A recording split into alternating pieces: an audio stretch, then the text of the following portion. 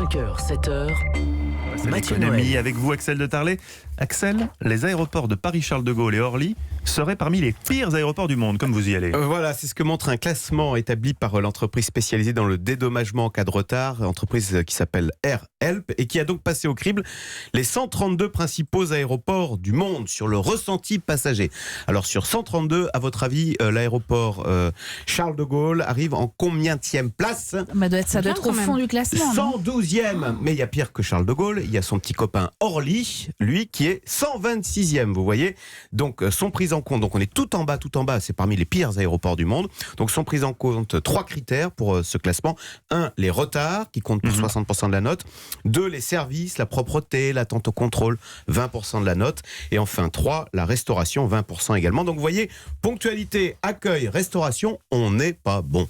Mais qu'est-ce qui se passe? Qu'est-ce qu'on répond chez Aéroports de Paris? Alors chez Aéroports de Paris, on conteste. On conteste ce classement en disant qu'il n'est pas bon. Alors ils ont quand même un argument de poids. Ouais. Ils disent les retards, c'est pas nous. Les retards, Mais c'est les compagnies. Oui, c'est les compagnies. C'est pas toujours le aériennes. cas. Bah Non, oui, mais parfois c'est des problèmes de structure de l'aéroport. exactement. Et puis un aéroport, écoutez, il doit faire en sorte qu'il n'y ait pas trop de retard. Et puis après tout, ailleurs, ça se passe mieux puisqu'on est tout en bas du classement. Alors à la décharge d'Aéroports de Paris, tous les aéroports français sont mal classés. L'aéroport français le mieux classé, il n'est qu'à la 89e place, c'est Toulouse.